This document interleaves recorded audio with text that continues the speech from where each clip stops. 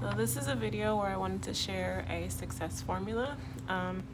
As entrepreneurs, we like to use success formulas because we know that success requires consistency. And so if you use a formula, you can track your success and you can take pieces from the formula, you can change them around, you can move them around, but ultimately you can repeat the formula enough times to see whether or not it works, and then see what you want to change it to, because anything that you do consistently, you will get some type of results from. And so you use the formula to try to see if you get the results that you were actually going for, if it gets to what you actually wanted to get. So I write a lot of these down just because I like to think about it and kind of like go through it, but I don't believe that you can actually use someone else's formula. But I do believe that you can take ideas from one person or another and make up your own formula that will work for you. So I want to share like some of the ones that I've created, just so for you as a natural hairstylist, you can start to think of your own and just have some ideas to work off of. So this is my success formula. It is: have a skill, be proud of that skill, market that skill, show up, and get paid. So it's a 5-part formula, and the idea is you do these 5 steps over and over again until you get some type of result. And when you get the result, either it's the result that you want or it's another result, and then you slightly change the formula or you change some details of how you were executing the formula, and that will give you a different result after that.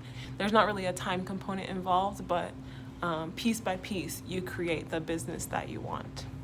So I'm going to quickly go through this formula piece by piece so that you can understand what I'm talking about as far as like a use case. So number 1 is to have a skill. It doesn't have to be any specific skill. I think sometimes whenever people are trying to get started as an entrepreneur, you look for what is the business that is going to make me money? Like, what is the avenue that is going to make me money?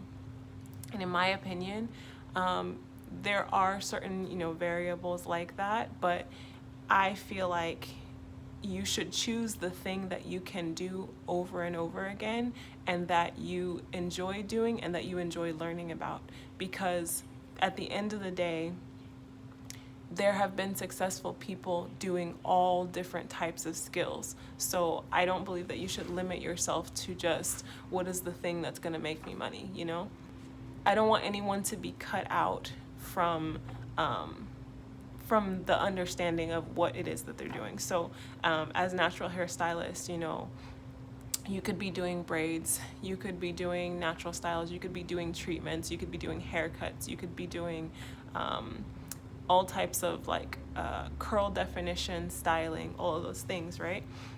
Regardless of what it is that you choose, you could create an entire business over, just shaving people's heads and dyeing it blue.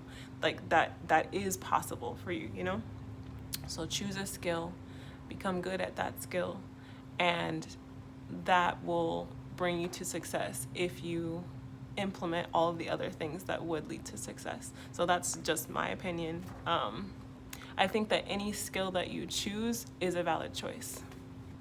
So number 2, be proud of that skill. So to me, that means to practice the skill to the point where you can execute it at a high level. So you can consistently get the same results for your clients using that skill. So this would be just the way that you do whatever you do. So like, for example, if you're braiding, right? Practice how to get a great braid pattern. Practice how to get, a good grid. Practice how to make consistent sizing in your braids. Practice how to make it, consistent braiding all the way down to the end of whatever the braid. Practice how to end off of your braids. Practice the install method. So whether you're doing knotless braids, whether you're doing just regular box braids with extensions, whether or not you're doing all the different types of twist, whether you're twisting to the left or twisting to the right, depending on the type of hair that you're installing or that you're adding.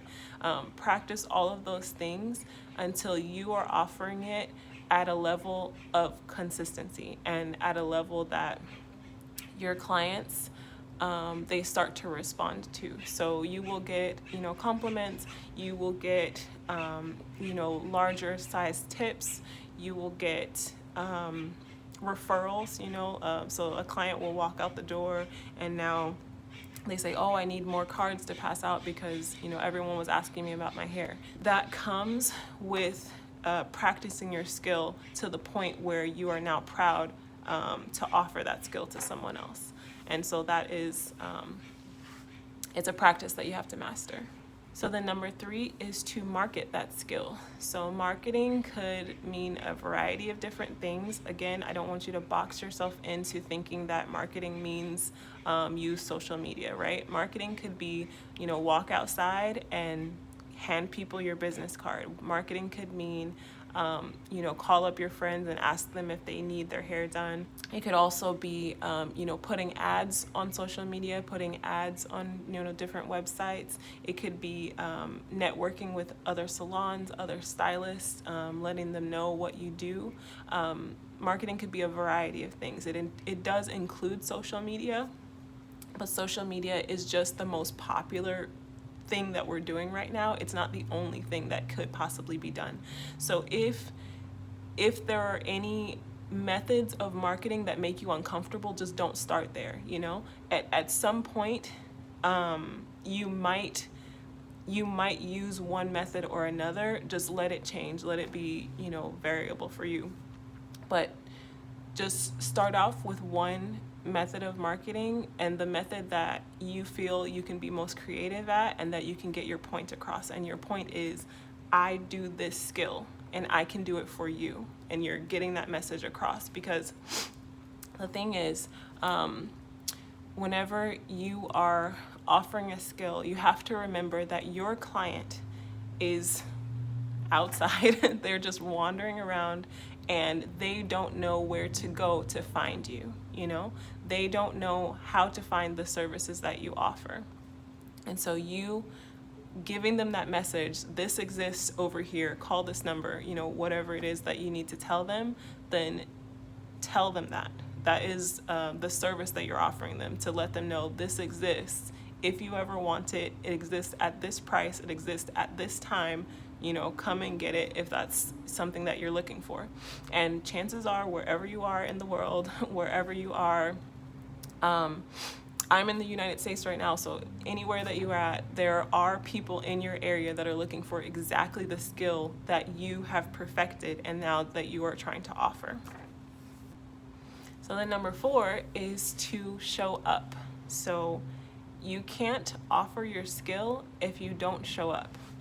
So that means to be ready to meet your customer and to be able to do your thing, right? So you've practiced, you have all the products that you need, you know the location that you're gonna do it in, you know how much time it's gonna take, you've already arranged the appointment with your client, or you're ready in your chair if you're taking walk-ins, right?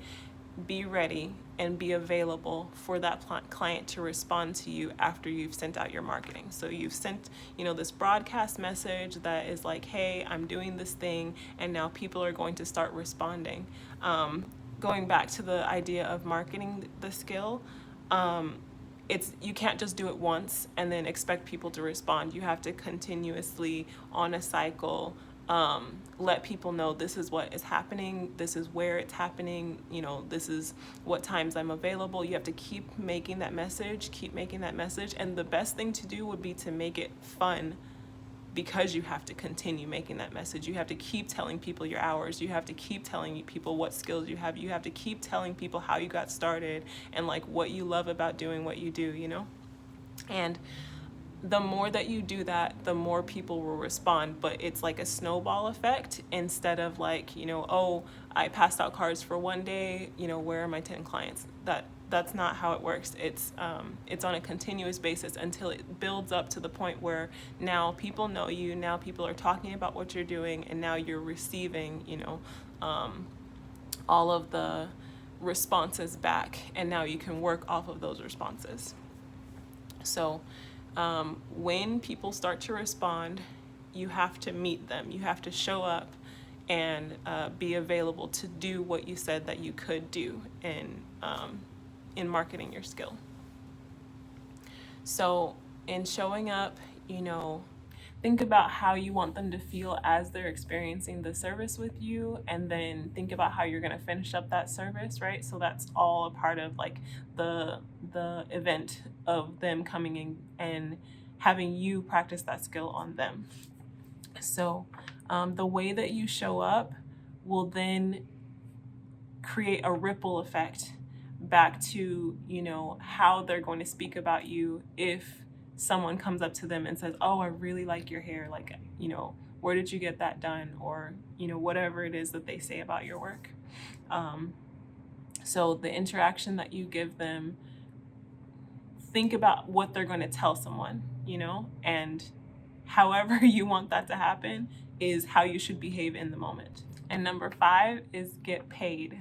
And this one is a big one because sometimes people don't think about it. And especially when you're first starting out, there are going to be loopholes and kind of like gaps and spaces in your full process in your customer journey, So as you go along, you'll be able to start to see like, oh, there needs to be, this in place in order to get this result, or, these are the questions that I keep getting, you'll start to see all of those things as you continue. So one of those things is the payment method, So you need to communicate to your client how it is that you would like to be paid, how it is that you're receiving payment for the service that you're getting. So this could be any payment method that you want. There is no right way to do this. It just has to exist, right? So for instance, if you only want to be paid in cryptocurrency, you could do that. That is a possibility. If you only want to be paid in cash, you can do that. If you want to have only online payments that happen before the service, it is possible to do that, right? You just have to set it up so that you clearly communicate, this is the method that I need to be paid, and that the method that you can receive matches the method that person can give. So for instance, with cryptocurrency, right? If you serve a variety of clients that are not as tech savvy and don't understand what cryptocurrency is, then it might not be the best choice, and you might need to have 2 different forms of payments that you can receive instead of just one. So just to think about that. Don't ever limit yourself to say, this thing that I want cannot exist because of the people around me. That's not true. It is, how can this thing that I want exist? And then that's the question that you're trying to answer. So thank you for watching my video, and I hope that you have lots of success and that you can create your own formula as well. And feel free to share it with me in the comments as well, and we will keep the conversation going. So thank you.